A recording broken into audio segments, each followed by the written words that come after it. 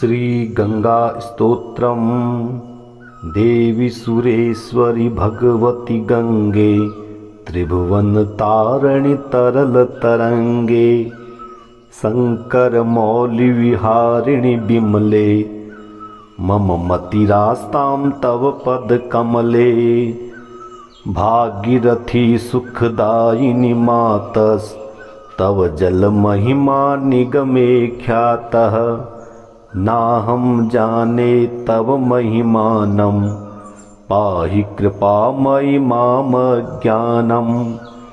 हरिपद पाद्य तरंगिणी गंगे, हिम विधुमुक्ता धवल तरंगे। दूरीकुरु मम दुष्कृति भारम, कुरु कृपया भव सागर पारम। तव जलममलं येन निपीतं, परमपदं खलु तेन गृहीतं। मातर्गंगा त्वयि यो भक्तः, किल तं द्रष्टुं नयमः सक्तः। पतितोद्धारिणि जाह्नवी गंगे, खंडित गिरिवर मंडित भंगे। भीष्म जननी हे मुनिवर कन्ये, पतित निवारिणि त्रिभुवन धन्ये। कल्पलतामिव फलदां लोके, प्रणमति यस्त्वां न पतति शोके। पारावार विहारिणि गंगे, विमुख युवति कृत तरलापंगे। तव चेन मातस्तोतः स्नातः, पुनरपि जठरे सोऽपि न जातः।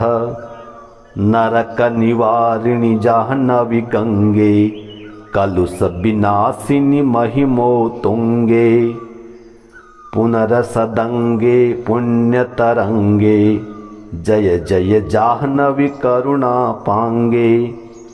इंद्रमुकुट मणिराजित चरणे, सुखदे शुभदे भक्त शरण्ये। रोगं शोकं तापं पापं, हर मे भगवति कुमति कलापम्।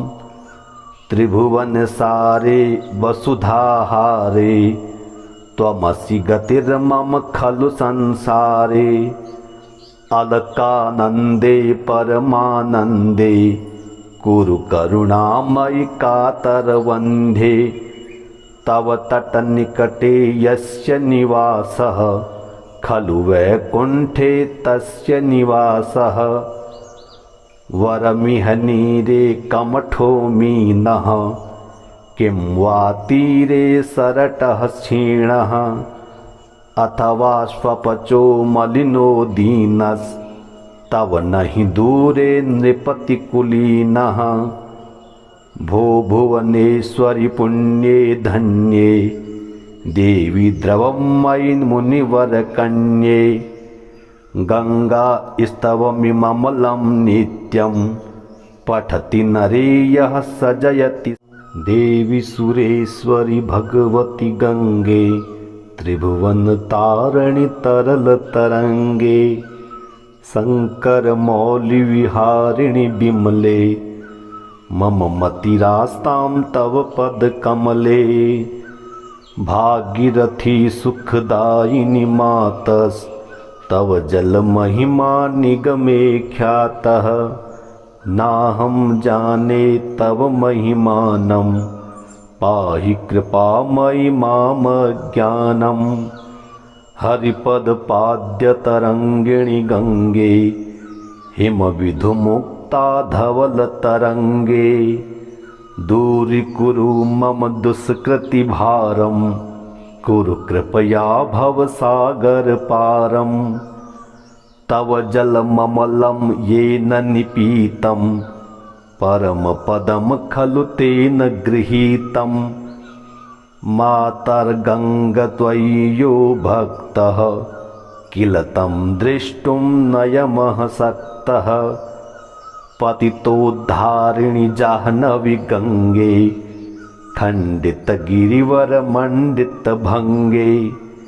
भीष्म जननी हे मुनिवर कन्ये, पतितनिवारिणि त्रिभुवनधन्ये कल्पलतामिव फलदां लोके प्रणमति यस्त्वां न पतति शोके पारावारविहारिणि गङ्गे विमुखयुवतिकृततरलापङ्गे तव चेन्मातस्तोतः स्नातः पुनरपि जठरे सोऽपि न जातः नरकनिवारिणि जाह्नवी गङ्गे कलुषविनाशिनि महिमोत्तुङ्गे पुनरसदङ्गे पुण्यतरङ्गे जय जय जाह्नवी करुणापाङ्गे इन्द्रमुकुटमणिराजितचरणे सुखदे शुभदे भक्तशरण्ये रोगं शोकं तापं पापं हर मे भगवति कुमतिकलापं त्रिभुवनसारे वसुधाहारे त्वमसि गतिर्मम खलु संसारे अलकानन्दे परमानन्दे कुरु करुणामयि कातरवन्धे तव तटनिकटे यस्य निवासः खलु वैकुण्ठे तस्य निवासः वरमिह नीरे कमठो मीनः किं वा तीरे सरटः क्षीणः अथवा स्वपचो मलिनो दीनस्तव नहि दूरे नृपतिकुलीनः भो भुवनेश्वरि पुण्ये धन्ये देवी द्रवमयि मुनिवरकन्ये गंगा स्तवमिममलं नित्यं पठति नरे यः सजयति देवी सुरेश्वरि भगवति गंगे त्रिभुवन तारिणि तरल तरंगे शंकर मौलि विहारिणि बिमले मम मतिरास्तां तव पद कमले भागीरथी सुखदायिनी मातस्तव जल महिमा निगमे ख्यातः नाहं जाने तव महिमानं पाहि कृपामयि मामज्ञानं हरिपद पाद्यतरङ्गिणि गङ्गे हिमविधुमुक्ता धवलतरङ्गे दूरीकुरु मम दुष्कृतिभारं कुरु कृपया भवसागरपारं तव जलममलं येन निपीतं परमपदं खलु तेन गृहीतं मातर्गङ्गा त्वयि यो भक्तः किल तं द्रष्टुं नयमः सक्तः पतितोद्धारिणि जाह्नवी गङ्गे खण्डितगिरिवरमण्डितभङ्गे भीष्मजननि हे मुनिवरकन्ये पतितनिवारिणि त्रिभुवनधन्ये कल्पलतामिव फलदां लोके प्रणमति यस्त्वां न पतति शोके पारावारविहारिणि गङ्गे विमुखयुवतिकृततरलापङ्गे तव चेन्मातस्तोतः स्नातः पुनरपि जठरे सोऽपि न जातः नरकनिवारिणि जाह्नवी गङ्गे कलुषविनाशिनि महिमोत्तुङ्गे पुनरसदङ्गे पुण्यतरङ्गे जय जय जाह्नवी करुणापाङ्गे इन्द्रमुकुटमणिराजितचरणे सुखदे शुभदे भक्तशरण्ये रोगं शोकं तापं पापं हर मे भगवति कुमतिकलापं त्रिभुवनसारे वसुधाहारे त्वमसि गतिर्मम खलु संसारे अलकानन्दे परमानन्दे कुरु करुणामयि कातरवन्धे तव तटनिकटे यस्य निवासः खलु वैकुण्ठे तस्य निवासः। वरमिह नीरे कमठो मीनः, किं वा तीरे सरटः क्षीणः। अथवा स्वपचो मलिनो दीनस्तव नहि दूरे नृपतिकुलीनः। भो भुवनेश्वरि पुण्ये धन्ये, देवी द्रवमयि मुनिवरकन्ये। गंगा स्तवमिममलं नित्यं, पठति नरे यः सजयति। देवी सुरेश्वरि भगवति गंगे, त्रिभुवन तारिणि तरल तरंगे। शंकर मौलि विहारिणि बिमले, मम मतिरास्तां तव पद कमले। भागीरथी सुखदायिनी मातस्तव जल महिमा निगमे ख्यातः। नाहं जाने तव महिमानं, पाहि कृपामयि माम ज्ञानम्। हरिपद पाद्य तरंगिणी गंगे, हिम विधुमुक्ता धवल तरंगे। दूरीकुरु मम दुष्कृति भारम, कुरु कृपया भव सागर पारम। तव जलममलं येन निपीतं, परम पदम खलु तेन गृहीतम्। मातर्गंग त्वयि यो भक्तः, किल तं द्रष्टुं नयमः सक्तः।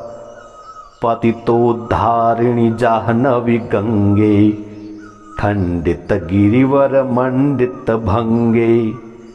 भीष्म जननी हे मुनिवर कन्ये, पतित निवारिणि त्रिभुवन धन्ये। कल्पलतामिव फलदां लोके, प्रणमति यस्त्वां न पतति शोके। पारावार विहारिणि गंगे, विमुख युवति कृत तरलापंगे। तव चेन मातस्तोतः स्नातः, पुनरपि जठरे सोऽपि न जातः। नरक निवारिणि जाह्नवी गंगे, कलुष विनाशिनि महिमो तुंगे। पुनरसदंगे पुण्यतरंगे, जय जय जाह्नवी करुणापांगे। इंद्रमुकुट मणिराजित चरणे, सुखदे शुभदे भक्त शरण्ये। रोगं शोकं तापं पापं, हर मे भगवति कुमति कलापम्। त्रिभुवन सारे वसुधाहारे, त्वमसि गतिर्मम खलु संसारे। अलकानंदे परमानंदे, कुरु करुणामयि कातरवन्धे। तव तटनिकटे यस्य निवासः, खलु वैकुण्ठे तस्य निवासः। वरमिह नीरे कमठो मीनः, किं वा तीरे सरटः क्षीणः। अथवा स्वपचो मलिनो दीनस्तव नहि दूरे नृपतिकुलीनः। भो भुवनेश्वरि पुण्ये धन्ये, देवी द्रवमयि मुनिवरकन्ये। गंगा स्तवमिममलं नित्यं, पठति नरे यः सजयति। देवी सुरेश्वरि भगवति गंगे, त्रिभुवन तारिणि तरल तरंगे। शंकर मौलि विहारिणि बिमले, मम मतिरास्तां तव पद कमले। भागीरथी सुखदायिनी मातस्तव जल महिमा निगमे ख्यातः। नाहं जाने तव महिमानं, पाहि कृपामयि माम ज्ञानम्। हरिपद पाद्य तरंगिणी गंगे, हिम विधुमुक्ता धवल तरंगे। दूरीकुरु मम दुष्कृति भारम, कुरु कृपया भवसागर पारम। तव जलममलं येन निपीतं परमपदं खलु तेन गृहीतं। मातर्गङ्गा त्वयि यो भक्तः किल तं द्रष्टुं नयमः सक्तः। पतितोद्धारिणि जाह्नवी गङ्गे खण्डितगिरिवरमण्डितभङ्गे। भीष्मजननि हे मुनिवरकन्ये पतितनिवारिणि त्रिभुवनधन्ये। कल्पलतामिव फलदां लोके प्रणमति यस्त्वां न पतति शोके।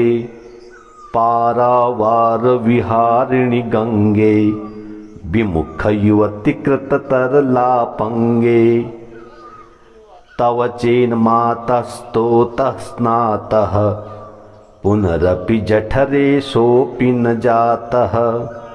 नरकनिवारिणि जाह्नवी गङ्गे कलुषविनाशिनि महिमोत्तुङ्गे। पुनरसदङ्गे पुण्यतरङ्गे जय जय जाह्नवी करुणापाङ्गे। इन्द्रमुकुटमणिराजितचरणे सुखदे शुभदे भक्तशरण्ये। रोगं शोकं तापं पापं हर मे भगवति कुमतिकलापं। त्रिभुवनसारे वसुधाहारे त्वमसि गतिर्मम खलु संसारे। अलकानन्दे परमानन्दे कुरु करुणामयि कातरवन्धे। तव तटनिकटे यस्य निवासः खलु वैकुण्ठे तस्य निवासः। वरमिह नीरे कमठो मीनः किं वा तीरे सरटः क्षीणः। अथवा स्वपचो मलिनो दीनस्तव नहि दूरे नृपतिकुलीनः। भो भुवनेश्वरि पुण्ये धन्ये देवी द्रवं मयि मुनिवरकन्ये। गङ्गा स्तवमिममलं नित्यं पठति नरे यः सजयति। देवी सुरेश्वरि भगवति गङ्गे त्रिभुवनतारिणि तरलतरङ्गे। शङ्करमौलिविहारिणि विमले मम मतिरास्तां तव पदकमले। भागीरथी सुखदायिनी मातस्तव जलमहिमा निगमे ख्यातः। नाहं जाने तव महिमानं पाहि कृपामयि मामज्ञानम्। हरिपदपाद्यतरङ्गिणि गङ्गे हिमविधुमुक्ता धवलतरङ्गे। दूरीकुरु मम दुष्कृतिभारं कुरु कृपया भवसागरपारं। तव जलममलं येन निपीतं परमपदं खलु तेन गृहीतं। मातर्गङ्गा त्वयि यो भक्तः किल तं द्रष्टुं नयमः सक्तः। पतितोद्धारिणि जाह्नवी गङ्गे खण्डितगिरिवरमण्डितभङ्गे। भीष्मजननि हे मुनिवरकन्ये पतितनिवारिणि त्रिभुवनधन्ये। कल्पलतामिव फलदां लोके प्रणमति यस्त्वां न पतति शोके। पारावारविहारिणि गङ्गे विमुखयुवतिकृततरलापङ्गे। तव चेन्मातस्तोतः स्नातः पुनरपि जठरे सोऽपि न जातः। नरकनिवारिणि जाह्नवी गङ्गे कलुषविनाशिनि महिमोत्तुङ्गे। पुनरसदङ्गे पुण्यतरङ्गे जय जय जाह्नवी करुणापाङ्गे। इन्द्रमुकुटमणिराजित चरणे सुखदे शुभदे भक्त शरण्ये रोगं शोकं तापं पापं हर मे भगवति कुमति कलापं त्रिभुवन सारे वसुधाहारे त्वमसि गतिर्मम खलु संसारे अलकानन्दे परमानन्दे कुरु करुणामयि कातरवन्धे तव तटनिकटे यस्य निवासः खलु वैकुण्ठे तस्य निवासः वरमिह नीरे कमठो मीनः किं वा तीरे सरटः क्षीणः अथवा स्वपचो मलिनो दीनस्तव नहि दूरे नृपतिकुलीनः भो भुवनेश्वरि पुण्ये धन्ये देवी द्रवं मयि मुनिवरकन्ये गंगा स्तवमिममलं नित्यं पठति नरे यः सजयति देवी सुरेश्वरि भगवति गंगे त्रिभुवन तारिणि तरल तरंगे शंकर मौलि विहारिणि बिमले मम मतिरास्तां तव पद कमले भागीरथी सुखदायिनी मातस्तव जल महिमा निगमे ख्यातः नाहं जाने तव महिमानं पाहि कृपामयि मामज्ञानं हरिपद पाद्यतरङ्गिणि गंगे हिमविधुमुक्ता धवल तरंगे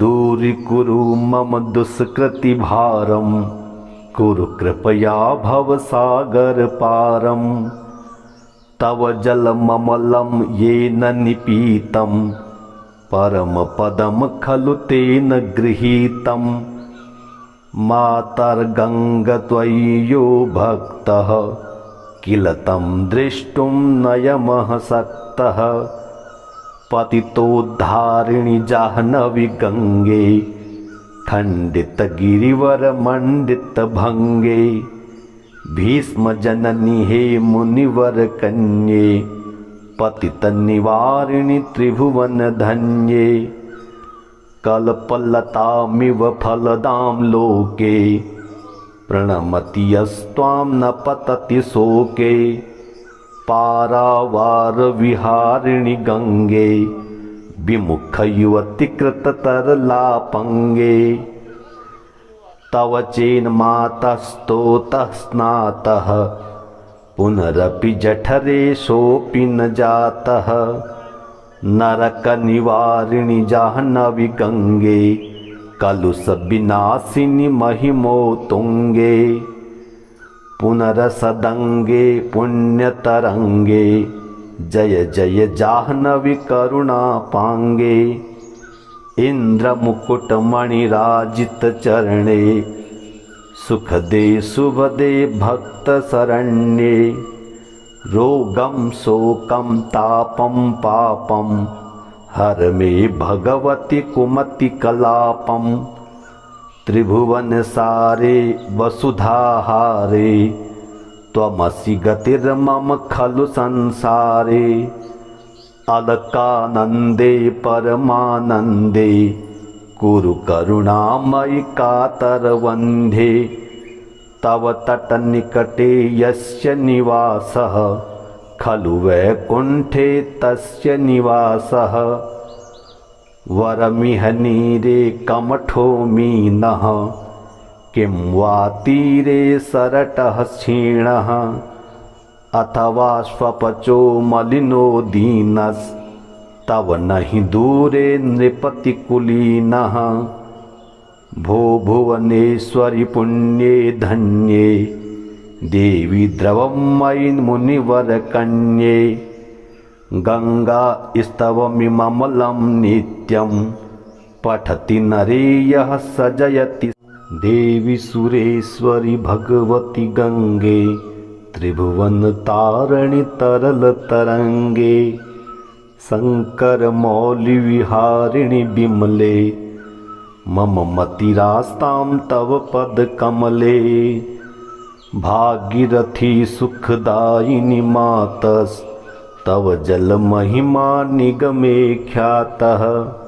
नाहं जाने तव महिमानं पाहि कृपामयि मामज्ञानम्। हरिपदपाद्यतरङ्गिणि गङ्गे हिमविधुमुक्ता धवलतरङ्गे। दूरीकुरु मम दुष्कृतिभारं कुरु कृपया भवसागरपारम्।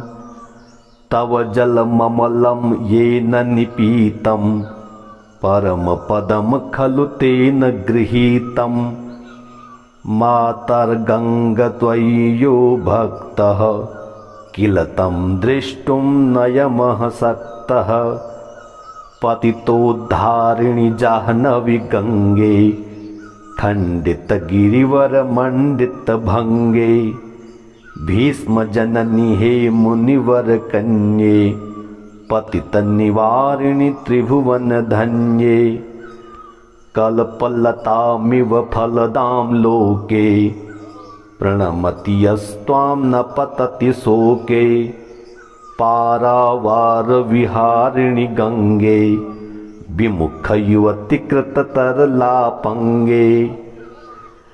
तव चेन्मातस्तोतः स्नातः पुनरपि जठरे सोऽपि न जातः।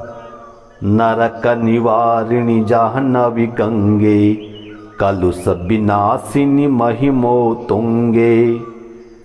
पुनरसदङ्गे पुण्यतरङ्गे जय जय जाह्नवी करुणापाङ्गे।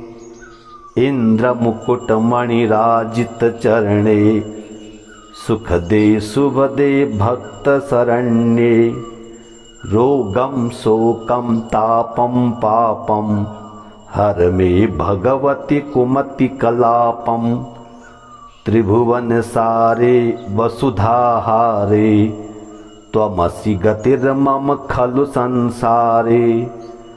अलकानन्दे परमानन्दे कुरु करुणामयि कातरवन्धे। तव तटनिकटे यस्य निवासः खलु वैकुण्ठे तस्य निवासः। वरमिह नीरे कमठो मीनः किं वा तीरे सरटः क्षीणः। अथवा स्वपचो मलिनो दीनस्तव नहि दूरे नृपतिकुलीनः। भो भुवनेश्वरि पुण्ये धन्ये देवी द्रवं मयि मुनिवरकन्ये। गङ्गा स्तवमिममलं नित्यं पठति नरे यः सजयति। देवी सुरेश्वरि भगवति गङ्गे त्रिभुवनतारिणि तरलतरङ्गे। शङ्करमौलिविहारिणि विमले मम मतिरास्तां तव पदकमले। भागीरथी सुखदायिनी मातस्तव जलमहिमा निगमे ख्यातः। नाहं जाने तव महिमानं पाहि कृपामयि मामज्ञानम्। हरिपदपाद्यतरङ्गिणि गङ्गे हिमविधुमुक्ता धवलतरङ्गे।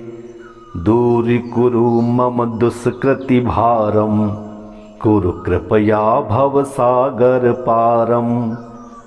तव जलममलं येन निपीतं परमपदं खलु तेन गृहीतम्। मातर्गङ्गत्वयि यो भक्तः किल तं द्रष्टुं नयमः सक्तः। पतितोद्धारिणि जाह्नवी गङ्गे खण्डितगिरिवरमण्डितभङ्गे। भीष्मजननि हे मुनिवरकन्ये पतितनिवारिणि त्रिभुवनधन्ये। कल्पलतामिव फलदां लोके प्रणमति यस्त्वां न पतति शोके पारावार विहारिणि गंगे विमुख युवति कृततरलापंगे तव चेन मातस्तोतः स्नातः पुनरपि जठरे सोऽपि न जातः नरक निवारिणि जाह्नवी गंगे कलुष विनाशिनि महिमो तुंगे पुनरसदंगे पुण्यतरंगे जय जय जाह्नवी करुणा पांगे इंद्र मुकुट मणिराजित चरणे सुख दे शुभ दे भक्त शरण्ये रोगम शोकम तापम पापम हर मे भगवती कुमति कलापम त्रिभुवन सारे वसुधाहारे त्वमसि गतिर्मम खलु संसारे अलकानंदे परमानंदे कुरु करुणामयि कातरवन्धे तव तट निकटे यस्य निवासः खलु वैकुंठे तस्य निवासः वरमिह नीरे कमठो मीनः किं वा तीरे सरटः क्षीणः अथवा स्वपचो मलिनो दीनस् तव नहि दूरे नृपति कुलीनः भो भुवनेश्वरि पुण्ये धन्ये देवी द्रवमयि मुनिवर कन्ये गंगा स्तवमिममलं नित्यं पठति नरे यः स जयति